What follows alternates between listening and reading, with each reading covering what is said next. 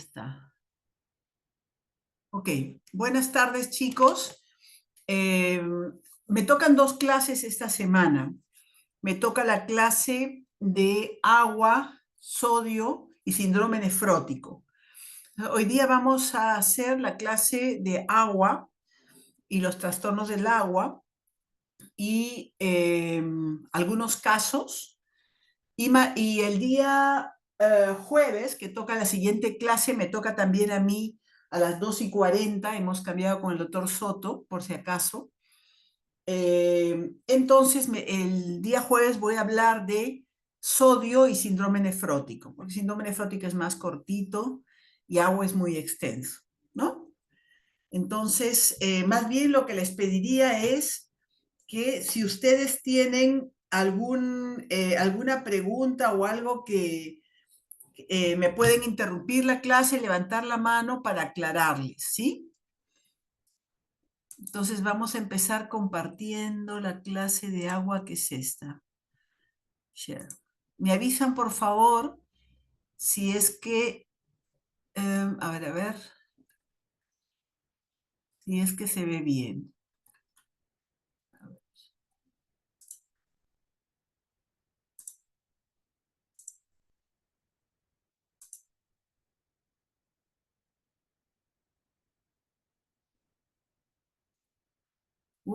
Espérate. Ya. ¿Se ve bien? ¿Se escucha bien? Sí, doctora, sí se escucha. Se ve bien. Entonces, como yo no estoy viendo cuando levantan la mano, ustedes me pueden interrumpir para preguntar cualquier duda, ¿sí? Voy a empezar contándoles, hablando, esto es la nefrona, un poco cómo ocurren los movimientos del agua en la nefrona, ¿no? Van a seguir conmigo, ¿no? La filtración glomerular son 120, aproximadamente entre 80 y 120. 100 es el valor, digamos, promedio, mililitros por minuto que llega al glomérulo. ¿Qué pasa con el agua? Nuestro tema no es más que el agua, ¿no? A nivel del tubo contorneado proximal se reabsorbe bastante cantidad de agua. Luego va a haber una reabsorción de agua a nivel de el asa de Henle, la rama delgada descendente. Luego, la flecha roja, ¿no? Que estamos aquí, en esta zona, en esta zona. Luego va a haber aquí, a nivel del tubo colector, una reabsorción de agua adicional que va a ser dependiente de la hormona antidiurética, ¿no? Que también es esta de acá, ¿no? Y finalmente vamos a ver después en una lámina donde hay, digamos, los mecanismos de concentración de la orina, en qué porcentaje el agua se va a mover en las diferentes partes de la nefrona. Ok, entonces pasamos a la siguiente diapositiva. Espérense un ratito. Esta es lo que les quería decir, ¿no? Esto es un poquito lo que les quería decir. Fíjense, tiene la línea de la diapositiva anterior. ¿Cuál es la osmolaridad? Acá viene la arteriola aferente, la eferente, ¿no? Y aquí el filtrado glomerular va a ser isotónico con el plasma, 300 miliosmoles por decilitro. Acá ven el número de 300, acá 300, pero va a haber una reabsorción de agua. Si ustedes ven las flechas negras, aquí van a ver flecha negra y aquí hay flechas negras que son las flechas que indican que a nivel del tubo contorneado proximal se va a reabsorber agua, que es lo que veíamos en la diapositiva anterior, ¿no? Pero también se van a reabsorber, las flechas rojas, se van a reabsorber sodio y cloro.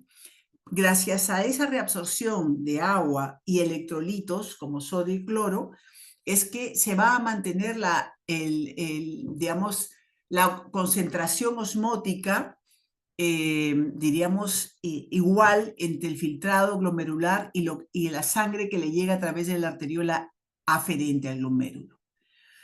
Aquí, a nivel de la rama descendente delgada, van a ver más flechas negritas. Esas flechas negritas van a significar difusión de las moléculas de agua y van a permitir que la orina se concentre. Fíjense, acá era 300 miliosmoles y acá 1200 miliomoles por decilitro, ¿no? Entonces, la concentración de la orina en gran parte depende de la salida de agua a nivel de la rama delgada del asa de Henle. Luego seguimos subiendo hacia la rama gruesa del asa de Henle y la orina nuevamente, digamos, se vuelve hipotónica, digamos, pierde solutos, y esos solutos que pierde el agua ya no es por movimiento del agua en que se concentra, sino por la salida de estos solutos.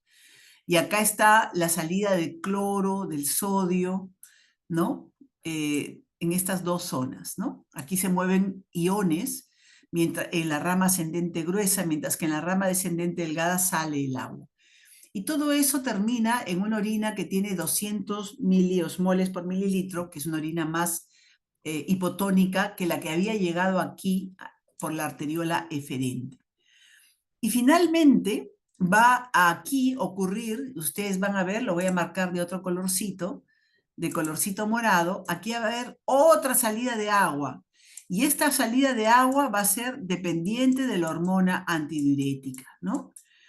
Y esa última salida de agua va a producir que haya una concentración, que la orina se concentre a 1200 miliosmoles por litro. Y esta capacidad de la nefrona de lograr que la orina, que el filtrado glomerular que tenía 300 miliosmoles pase a 1200 miliosmoles, esa es la capacidad de concentrar que tiene la orina, que es una función túbulo intersticial.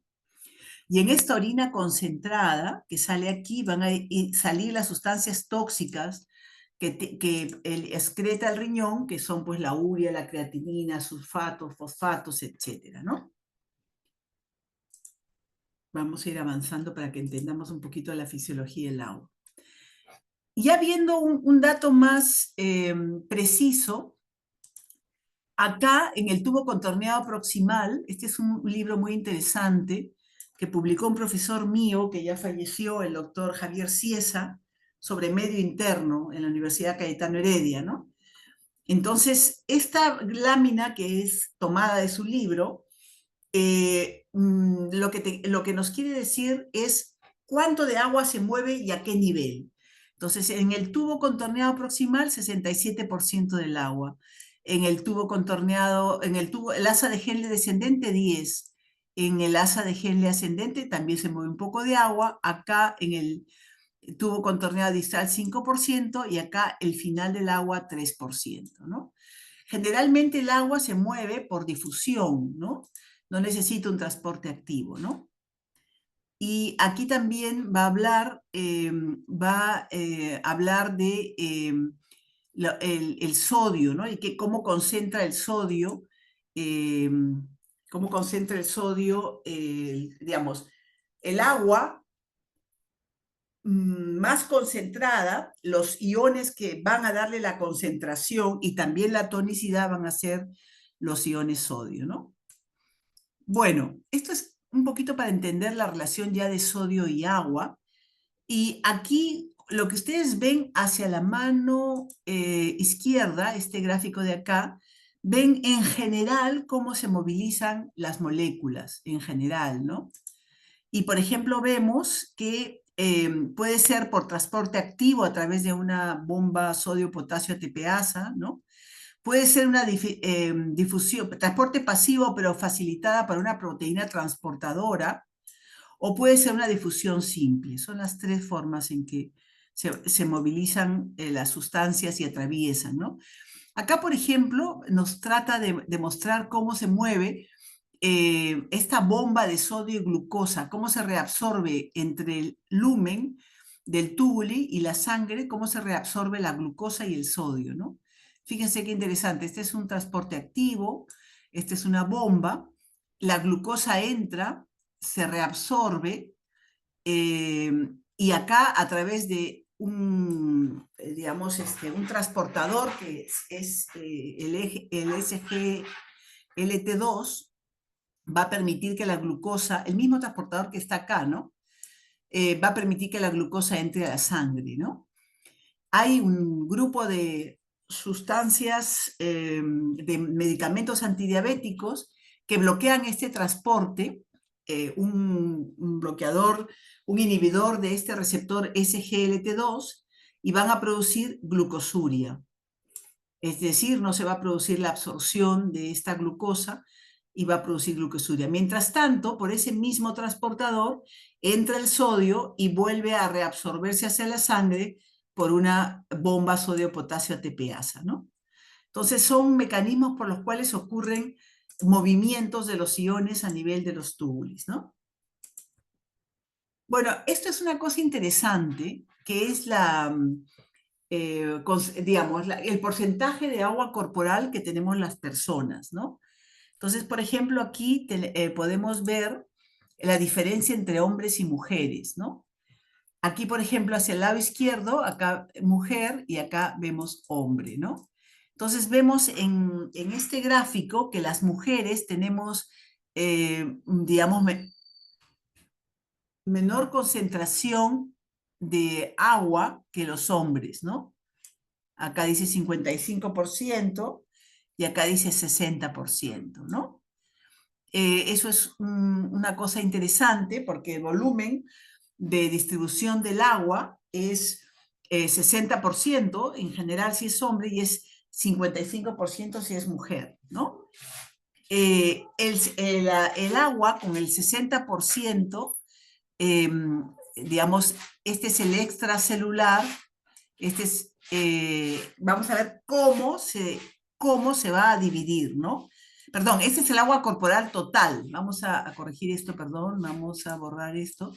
El 60% es el agua corporal total, ¿no?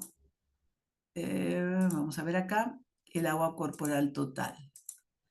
Entonces, acá es el agua corporal total que se divide en dos compartimentos importantes. El líquido intracelular y el líquido extracelular, ¿no? Y el extracelular se va a dividir a su vez en el intersticial y en el plasma. Esto es una gráfica en general que me permite, ahora vamos a entrar a una mucho más clara, pero lo interesante es observar esto, ¿no? Toda esta parte de aquí. 60% del peso es agua, que es el agua corporal total, el intracelular y el extracelular. Acá es 40 y acá es 20.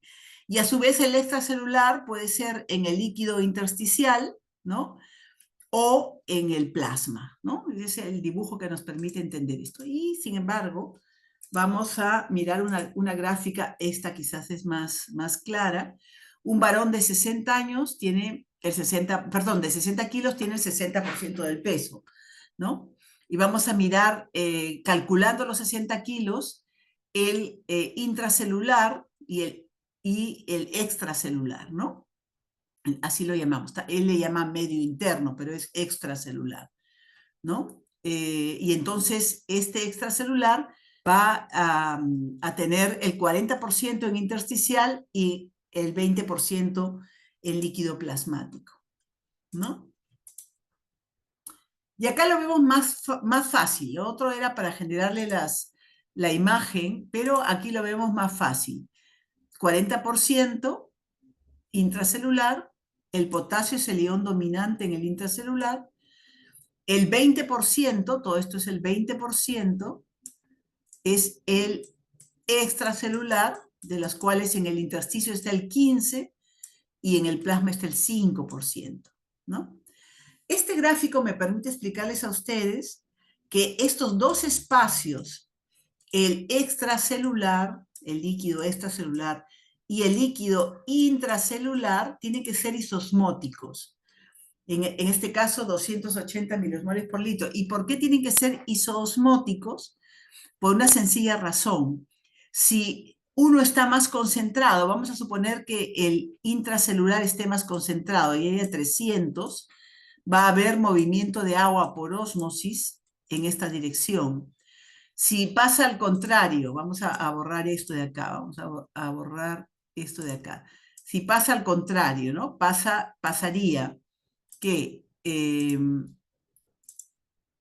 pasaría al contrario, que aquí en el extracelular hubiera 300 miliosmoles, el agua se movilizaría hacia aquí, ¿no? Entonces, como tiene que estar esto en equilibrio, todo tiene que ser el intra y el extracelular con la misma molaridad que es la molaridad normal, que es la del plasma.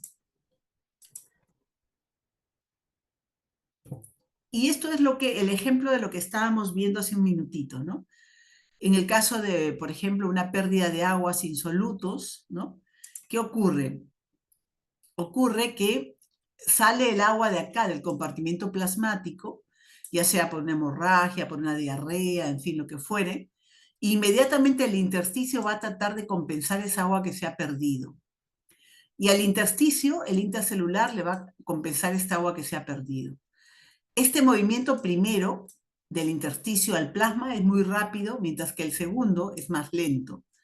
Y al final de la pérdida de 2 litros, por ejemplo, de diarrea, de vómitos, en fin, cualquier estado de deshidratación, vamos a tener una nueva concentración de osmolaridad que va a ser mayor. Está concentrado el extracelular y está concentrado el intracelular, ¿no? Pero están en equilibrio, ¿no? Pero están ambos con déficit por aquí y déficit por acá, ¿no? Entonces, todo tiene que estar en un estado de equilibrio. Estos son los reguladores del agua. ¿Qué mecanismos tenemos reguladores del agua? Uno de los más importantes es este, ¿no? El de la hormona antidiurética, ¿no? Y la hormona antidiurética, ¿quién la va a, digamos, quién le va a estimular? Es la palabra, ¿no? La va a estimular los varoreceptores que se encuentran en el arco aórtico, ¿no? Entonces, esos varoreceptores van a medir qué concentración hay de sodio, o sea, que es finalmente la osmolaridad lo que está midiendo, ¿no? Y esa concentración, que mide la osmolaridad sérica, va a estimular a los núcleos. Hay osmoreceptores en estos núcleos hipotalámicos. Esos núcleos hipotalámicos estimulan al lóbulo posterior de la hipófisis y esto produce la hormona antidiurética. ¿Dónde va a actuar la hormona antidiurética? Habíamos dicho en el tubo colector, ¿no? Más o menos el 10 al 20%, algunos hablan del 30% del agua va a depender de la reabsorción. Abre unos poros que se llaman acuaporinas y por ahí se va a perder, se va a reabsorber agua. Y si es que no hay, digamos, efecto de la hormona antidiurética, va a haber poliuria, ¿no? ¿Ok? Entonces este es un mecanismo sumamente importante, al igual que el sistema renina, angiotensina, aldosterona, ¿no? El lado derecho que ustedes ven en la gráfica es el tema de los varoreceptores, que van a estar estimulados por cambios no solo de osmolaridad, sino también de presión, ¿no? Y va a ser un complejo sistema de estímulos simpáticos, de presión y sobre todo de osmolaridad sérica, ¿no? A ver, esto vamos a ponerlo así y vamos avanzando. Espérate un ratito.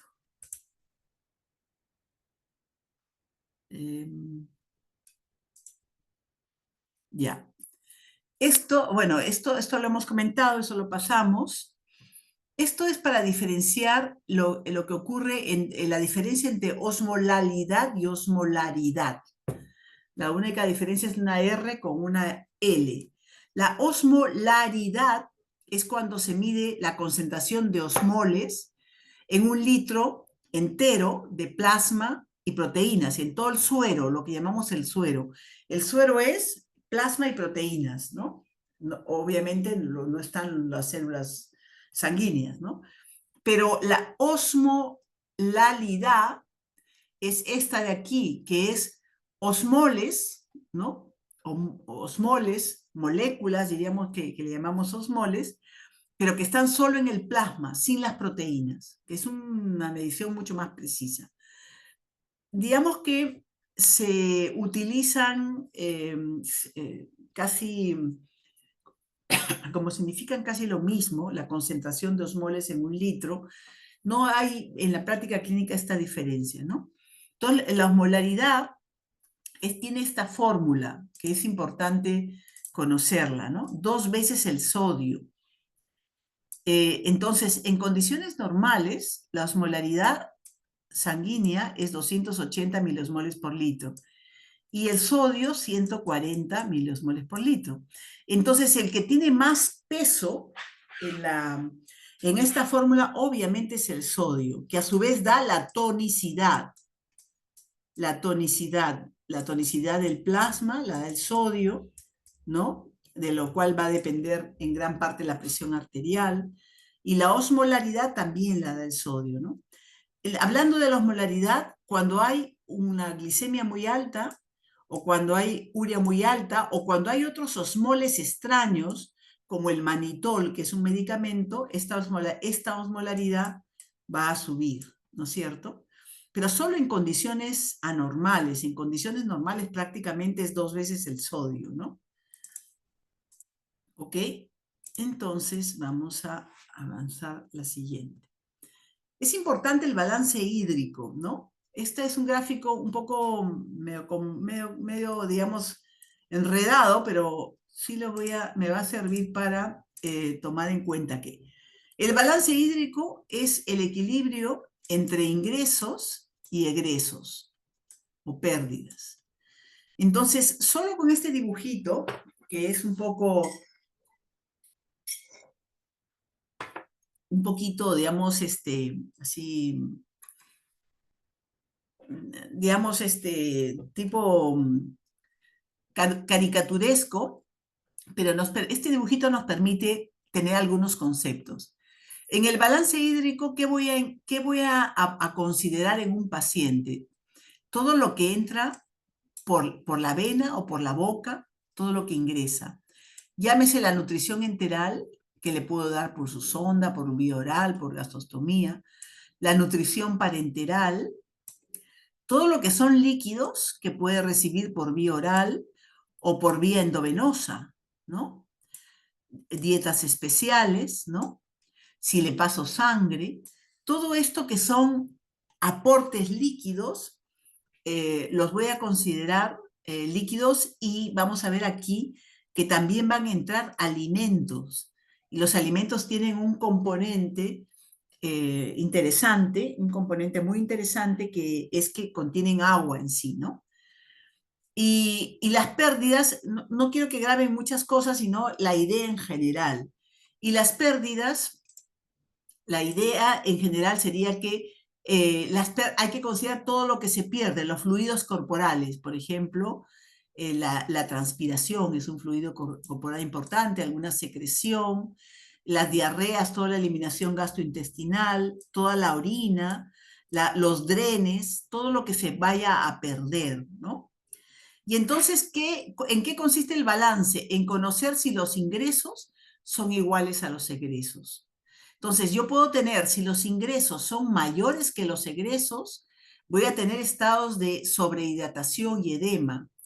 Y si los egresos, o lo contrario, ¿no? Si los ingresos, perdón un ratito, vamos a borrar esto.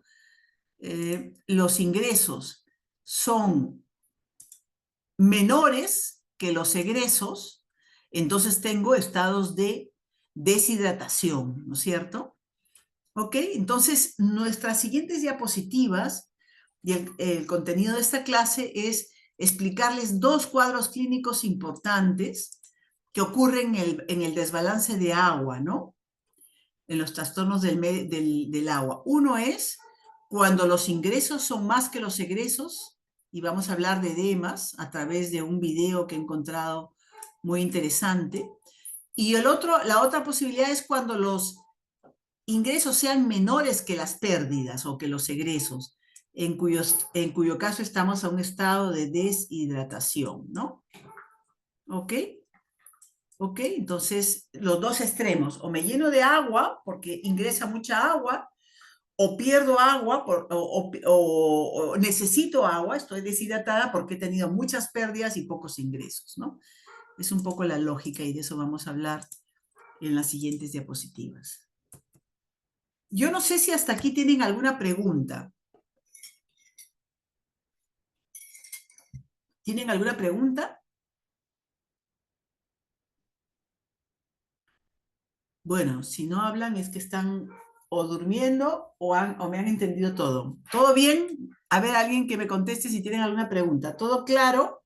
Todo, Todo claro. todo claro, doctora. Ya, muy bien, genial. Entonces voy a poner un ejemplo de balance. El otro dibujito era solamente para que entendieran la idea. Ahora sí vamos a aterrizar un poco la idea, ¿no? Normalmente uno orina 1500 mililitros por día. Las heces es muy poquita agua, lo que hay, salvo que uno tenga diarrea, pero normalmente es esto, ¿no? En la respiración sí se elimina agua, CO2 y agua, ¿no? Y si uno está hiperventilando, ¿no? Va a eliminar más agua. En el sudor, dependiendo, esto acá le está poniendo mucho, pero normalmente perdemos 100, 150 por el sudor, ¿no?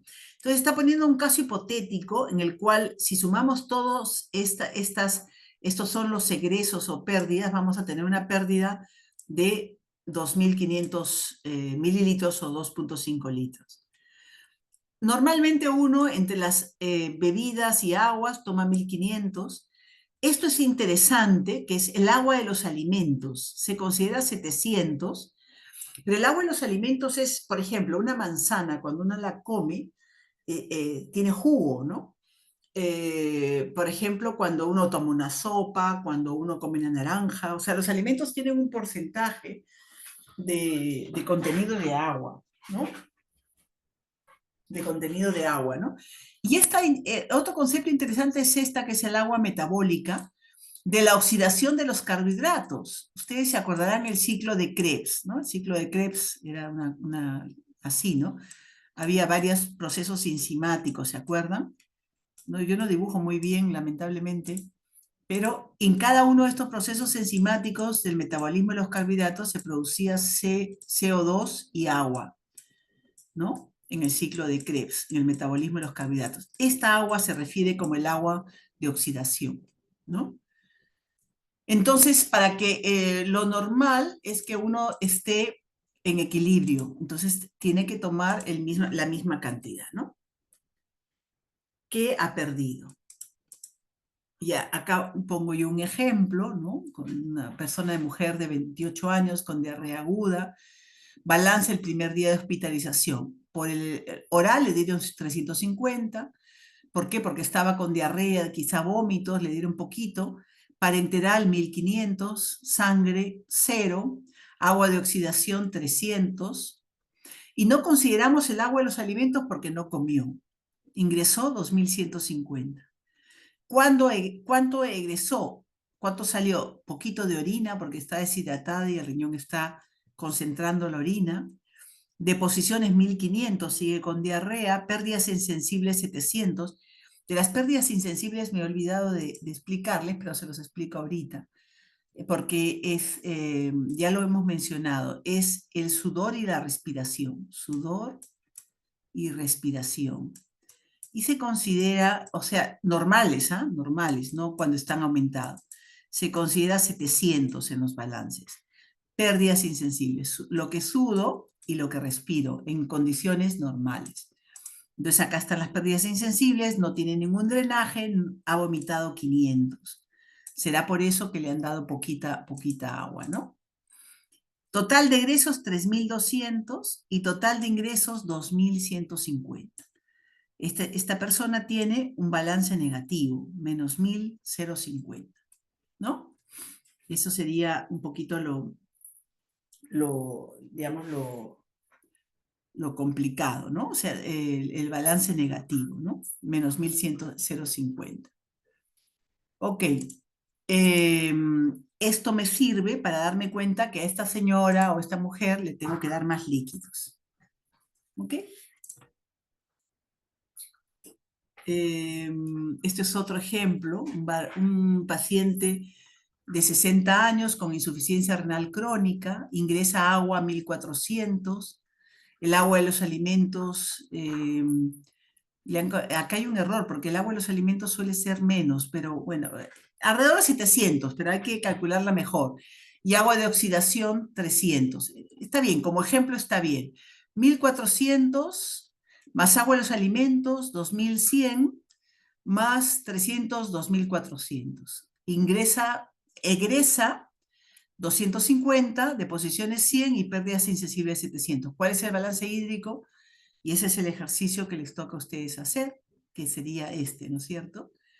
Más 1350. ¿Y por qué es más? Porque no orina lo suficiente. Si uno regresa para atrás, esta persona no tiene una diuresis adecuada, es una falla renal crónica. Por lo tanto, si yo le doy mucho líquido por la vía oral, la voy a sobrehidratar, ¿no es cierto? Y el balance me sirve para no pasarme de lo que debería pasar el agua, ¿no? La deshidratación es siempre un diagnóstico clínico, ¿no? Tiene ojos hundidos, o sea, mirando se hace el diagnóstico de deshidratación. Generalmente la historia de pérdida, ya sea pérdida de sangre, ya sea vómitos, ya sea diarrea, ya sea una sonda nasogástrica con alto drenaje, ya sea una sonda peritoneal, etcétera, ¿no?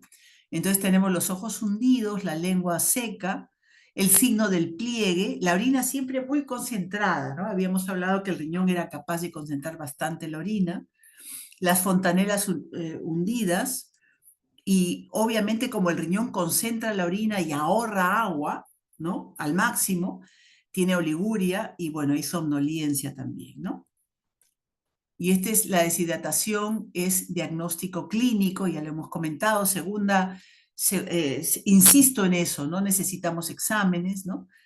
Y el llenado capilar lento, normalmente el llenado capilar es en menos de 2 segundos se llenan los capilares, pero aquí es un llenado capilar lento, más de 2 segundos. Puede haber taquicardia, en pérdidas puede haber hipotensión arterial, ¿no? Y estados de shock, ¿no? En pérdidas severas.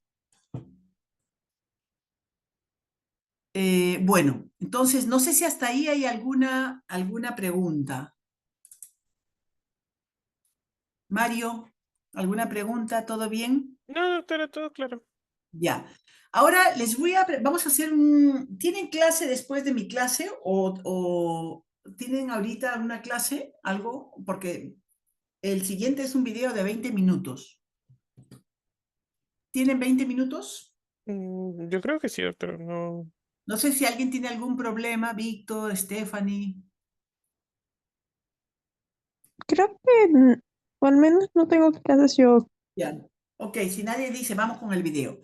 Entonces, el video es todo lo que es síndrome de Matoso. Yo hoy día buscaba láminas para poder cambiar mis láminas de la parte de edema y buscando y buscando encontré un video muy bonito de la Universidad de Chile. Entonces, dura 20 y tantos minutos.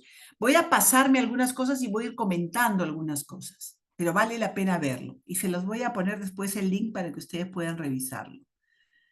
Entonces vamos otra vez a compartir pantalla, pero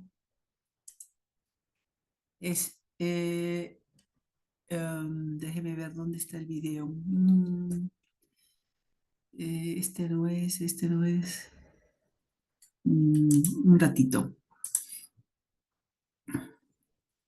Un ratito, vamos a mirarlo al video, ¿ya?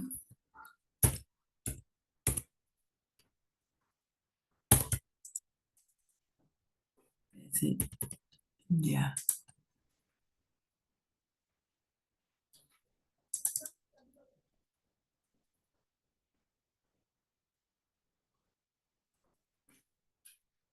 Un ratito vamos a mirar el video que se me ha perdido, pero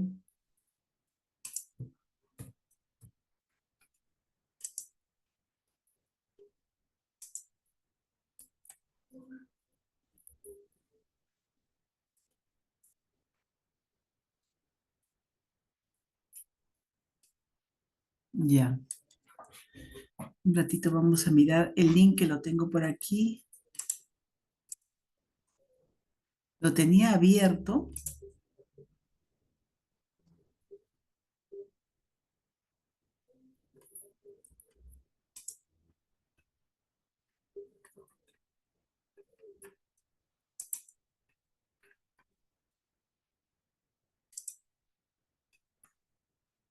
Ujú.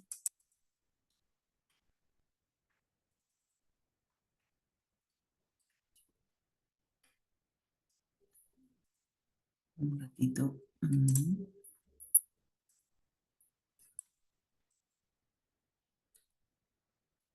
Copiar.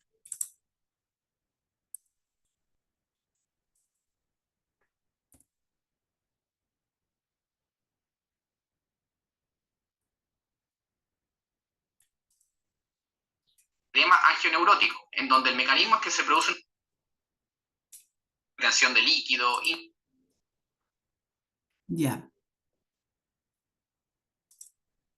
Ahora sí. Lo tengo aquí. Me van a decir si se ve bien, por favor. ¿Se ve bien? Camila. Sí, Sí, doctora. doctora. Sí se ve. Veo bien, ya. Entonces, vamos con el video, ¿ya?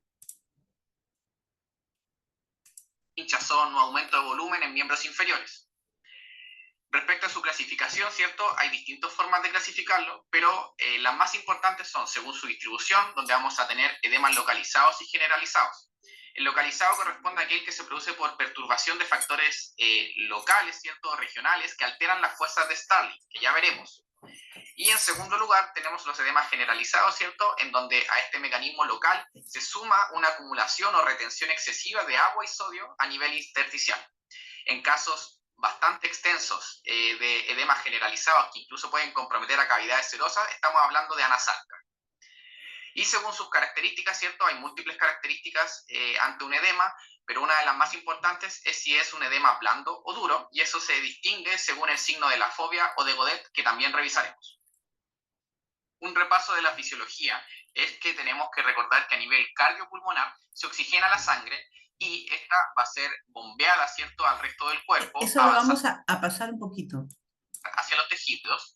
La presión oncótica capilar, que provoca retención de líquido a nivel del capilar, ¿cierto?, principalmente dado por proteínas plasmáticas como la albúmina. La presión oncótica tisular, que tiene un menor rol y también está determinado por proteínas, pero esta vez entre las células de los tejidos que retienen líquido allí. Y la presión hidrostática tisular, ¿cierto?, que, entre comillas, devuelve líquido hacia el capilar y que funciona como una especie de reabsorción. Estas presiones, ¿cierto?, están determinadas por las fuerzas de Starling que fueron descritas en base a una fórmula que no revisaremos, pero veremos la fisiología de una manera gruesa. Además de las fuerzas de Starling descritas, un factor restante que nos queda conversar es la reabsorción linfática, la cual va a permitir drenar el exceso de líquido que escape hacia los tejidos y devolverlos a la circulación arteriovenosa. En ese sentido debemos saber que si bien no revisamos los valores de la fórmula descrita por Starling, es necesario saber que existe un exceso de líquido que drena hacia los tejidos y por lo tanto el equilibrio de forma fisiológica tiende a estar desplazado levemente hacia el escape de líquido hacia los tejidos y por lo tanto la reabsorción linfática tiene un rol fundamental en retornar ese líquido hacia la circulación. Otro factor importante a conocer dentro de la fisiología del capilar es que este está compuesto por un endotelio, como se intenta graficar en pantalla. Vemos que este endotelio, según la unión o desunión que tengan sus células que lo componen, va a determinar lo que conocemos como permeabilidad celular, la cual normalmente el estado de permeabilidad evita el paso de proteínas y otros solutos, es decir, normalmente hay cierta impermeabilidad por parte del endotelio del capilar. Debido a diferentes factores, sean fisiológicos o no, se puede producir un aumento de la permeabilidad celular, lo cual disminuye las uniones en el endotelio y permite que se escape líquido desde el capilar hacia el espacio intersticial entre las células y que va a tener ciertas características especiales, que están determinadas por la abundante presencia de proteínas. A este líquido, abundantes proteínas, le denominamos exudado, el cual está muy asociado a causas inflamatorias, ya sean generalizadas como una infección sistémica como el sepsis, quemaduras extensas, en reacciones a fármacos o tóxicos, en anafilaxia, o también causas inflamatorias locales, como puede ser una infección local, como una celulitis, traumatismos, entre otras. Ahora, siguiendo el esquema mecánico, ¿cierto?, que propone la ley de Starling, podría producirse edema por la alteración primaria de estos factores locales descritos en su ecuación. ¿Cuáles serían estas grandes causas de edema o mecanismos de edema? Van a ser, en primer lugar, el aumento de la presión hidrostática, ¿cierto?, de un origen venoso. Ya revisaremos por qué. La disminución de la presión oncótica del capilar, que por lo tanto permita el escape de fluido, por aumento de la permeabilidad capilar, ¿cierto?, que en general vamos a asociar a causas inflamatorias, y finalmente por disminución de la reabsorción linfática, lo que frecuentemente podría ocurrir por un mecanismo de obstrucción del drenaje linfático. Esto es lo más importante de esta parte, chicos. Los 4 mecanismos importantes por los cuales el edema a nivel periférico, a nivel de las arteriolas y vénulas, es que ocurre, ¿no? Aumento en la presión hidrostática, por ejemplo, la insuficiencia cardíaca. Disminución de la presión oncótica capilar, por ejemplo, la cirrosis, la desnutrición por poca albúmina, por disminución de la concentración de albúmina. El aumento de la permeabilidad capilar, y lo dijo allí, cuando hay un cuadro, por ejemplo, de septicemia, que simplemente ahí te hacen el dibujito de las células digamos, capilares, de los capilares, que se separan y que permiten la salida de agua. Y la última es que el barredor de todo el intersticio, el que hace la limpieza, es la linfa, o sea, los vasos linfáticos y todo lo que extraen del intersticio conforma la linfa. Y si hay una obstrucción linfática, también. Esos son los 4 mecanismos importantes. Esta es la parte más importante de todo lo que hemos dicho. Eso guárdenlo, por favor, porque cuando uno estudia edemas, tiene que entender fisiopatología y esto. Ok, entonces vamos a pasarnos esta parte. Igual yo les voy a mandar todo. Este es una excepcional clase de edemas. La verdad es que muy bonito. Y vamos a pasarnos esto, porque ya lo que hacen las siguientes es acá. Lo que hacen los siguientes minutos del gráfico de las 4 causas es desarrollar cada una de ellas, que ustedes lo pueden leer, volver a escuchar el video.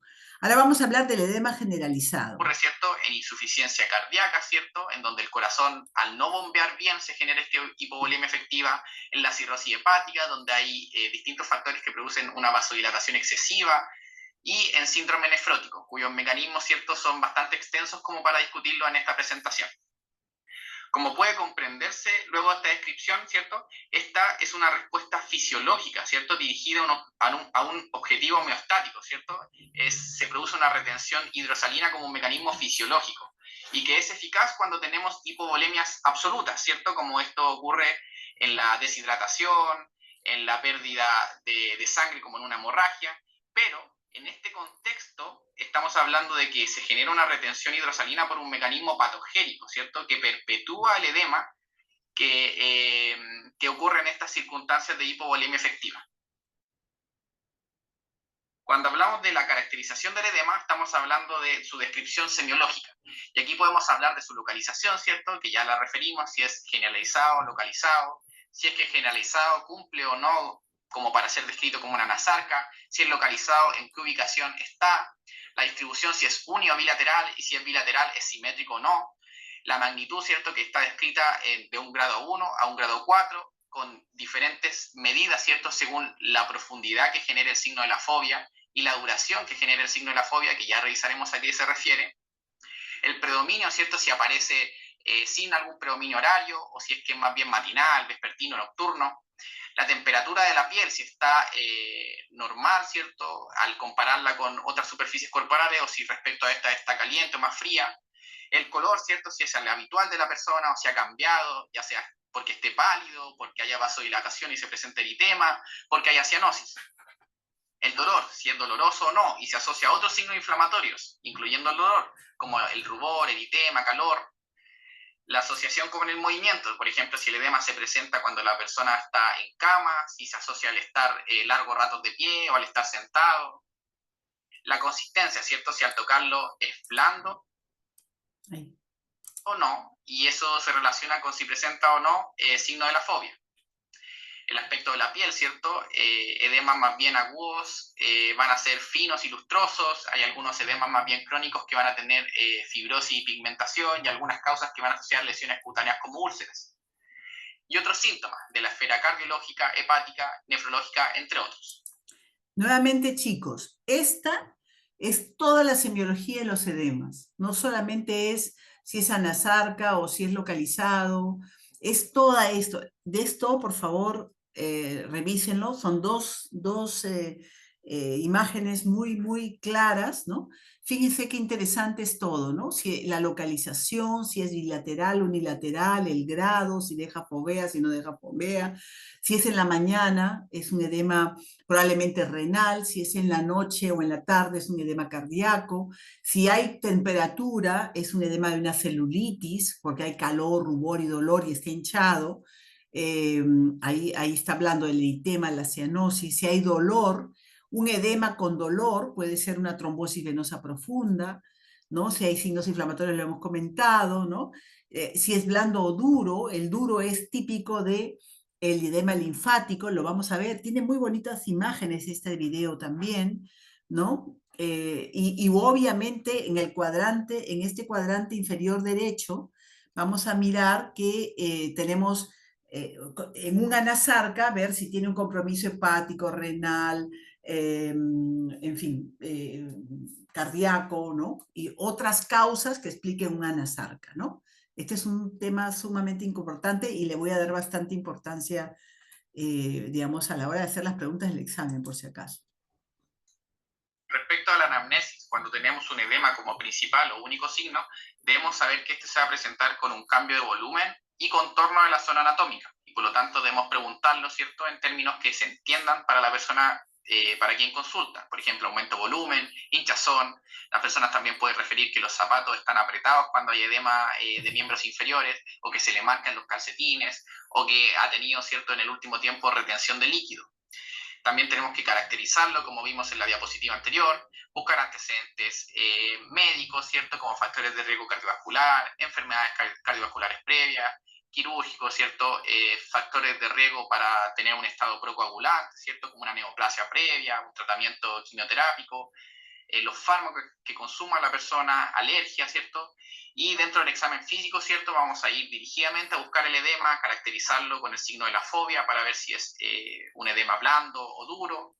Su ubicación, ¿cierto? Si se distribuye, por ejemplo, a nivel de los miembros inferiores, y ahí vamos a buscarlo en pies, en piernas, sobre los malleolos, o en zonas de declive, por ejemplo, a nivel sacro, en dorso, en flancos. Y dependiendo de la sospecha que tengamos, vamos a hacer un examen físico dirigido, ya sea cardiovascular, digestivo, nefrológico, entre otros.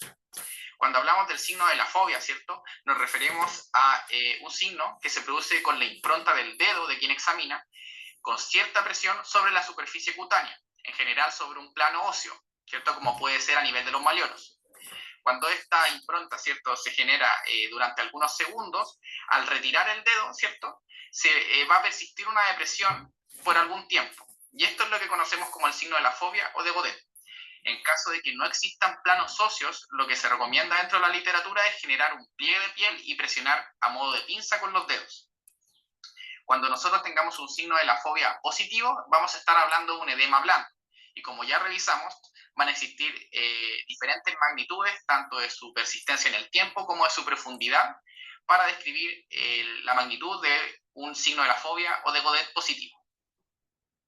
El edema simétrico en miembros inferiores, por lo tanto, lo vamos a describir con tres principales orígenes descritos en la literatura, si bien van a haber causas misceláneas bastante frecuentes que tenemos que conocer. Dentro del origen cardiológico, ¿cierto?, tenemos la insuficiencia cardíaca, la pericarditis constrictiva. Por destacar una, ¿cierto?, la insuficiencia cardíaca va a ser un edema blando, bilateral, ¿cierto?, que aumenta en las horas diurnas, ¿cierto?, cuando la persona inicia su día, ¿cierto?, de forma matinal. Son indoloros, fríos y pueden asociar síntomas de insuficiencia cardíaca tipo disnea, ortopnea, disnea paroxística nocturna y otros signos, por ejemplo, ingurgitación yugular, hepatomegalia, cardiomegalia, entre otros. El origen nefrológico, ¿cierto?, puede ser en un síndrome nefrótico, en una glomerulonefritis y menos frecuente en un síndrome nefrítico. El síndrome nefrótico, ¿cierto?, también va a tener un edema tipo insuficiencia cardíaca, ¿cierto?, pero que va a asociar síntomas de síndrome nefrótico, como proteinuria en un amplio rango, hipoalbuminemia, alteraciones lipídicas y un examen de orina alterado.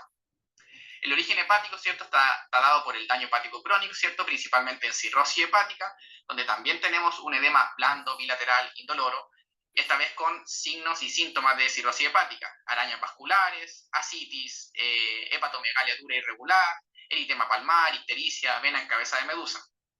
Cuando hablamos de causas misceláneas, destacar muy importante la insuficiencia venosa, ya que esta podría corresponder a la causa más frecuente, ¿cierto?, de un edema simétrico en extremidades inferiores, si bien tiende a ser más bien leve. Entonces es bilateral, ¿cierto?, leve a moderado, frío, indoloro, que progresa con el transcurso del día, ya que se asocia a que empeora al estar de pie y al estar sentado. Tiende a mejorar, por otra parte, en el decúbito y durante la noche. Y en especial en cuadros más bien crónicos, ¿cierto?, podría mantener alteraciones a nivel cutáneo local. Y otra causa miscelánea, ¿cierto?, es el edema por fármacos, ¿cierto?, en donde van a haber distintos mecanismos y que dentro de la anamnesis, ¿cierto?, va a destacar el antecedente del consumo y establecer una asociación clínica. Si bien estos son los principales, también hay otros mecanismos o causas menos frecuentes como de origen hormonal, de nutrición severa, ¿cierto?, y el edema cíclico que ocurre en mujeres, ¿cierto? Chicos, esto también es sumamente importante, porque todas estas causas que están mencionando, digamos, tres de ellas podían ser causa de anasarca, la insuficiencia cardíaca, el nefrótico, la cirrosis hepática, mientras que la insuficiencia venosa y fármacos solo de miembros inferiores, ¿no? Entonces, es importante todos los comentarios y cómo diferenciar un edema de otro, ¿no? Asociado a periodos menstruales y ocurre de una forma recurrente. Cuando tenemos un edema asimétrico en miembros inferiores o también podría ocurrir en miembros superiores, vamos a ver que los principales orígenes van a ser un origen venoso agudo, ¿cierto?, como podría ser una trombosis venosa profunda o superficial. En el caso de la trombosis venosa profunda, ¿cierto?, va a ser un edema blando, unilateral, de magnitud variable, pero que en general es significativo con una diferencia del diámetro entre ambas piernas, doloroso o no, cianótico o no, y la temperatura puede ser variable. Asocia algunos signos, ¿cierto?, como el signo de Homans, en donde se reproduce el dolor o se desencadena el dolor a la dorsiflexión brusca del pie, que hay ciertas maniobras, ¿cierto?, para hacer este signo. Puede haber palpación de un cordón venoso y antecedentes de factores procoagulantes, ¿cierto?, como un episodio previo, reposo de inmovilidad prolongada, neoplasia, etc. También está el origen inflamatorio o infeccioso, donde voy a destacar las infecciones de partes blandas, como la celulitis, también está la erisipela, en donde también vamos a tener un edema asimétrico, ¿cierto?, una extremidad en general, aunque también puede ocurrir en otros sitios del cuerpo, y donde el edema va a tener característicamente otros signos inflamatorios, como aumento de la temperatura local bastante importante, eritema, dolor. Podría asociar, ¿cierto?, una puerta de entrada a nivel local, como una herida, un traumatismo, antecedentes de inmunosupresión, como una diabetes mellitus, y presencia de signos sistémicos, como podría ser una fiebre. El origen traumático y postraumático, ¿cierto?, podríamos entender que en contexto de trauma se va a generar edema, si bien no va a ser la principal preocupación y va a ser unilateral, doloroso, con o sin signos inflamatorios u otras lesiones a nivel cutáneo. Va a existir un antecedente de trauma y podría darse en contexto como, por ejemplo, en desgarros, como ocurre, y también hay síndromes no tan frecuentes, pero clásicos, que incluyen la presencia de edema, como son las distrofias reflejas, ¿cierto?, el síndrome de dolor regional, ¿cierto?, en donde además del edema, ¿cierto?, hay un dolor con características particulares como neuropático, desproporcionado, con cambios cutáneos como hiperhidrosis, cambios de temperatura, cambios tróficos, entre otros. También considerar, por ejemplo, la presencia del linfedema, que tiene ciertas características especiales y por eso lo voy a dejar aparte. Algunos casos especiales de edema van a ser aquellos edemas duros que tienen signo de la fobia negativo y aquellos que se producen por aumento de la permeabilidad por hipersensibilidad. Respecto a los edemas duros tenemos el linfedema, que se produce principalmente por una obstrucción del drenaje linfático, como puede ser en procesos neoplásicos, postdaño postquirúrgico o en algunas infecciones.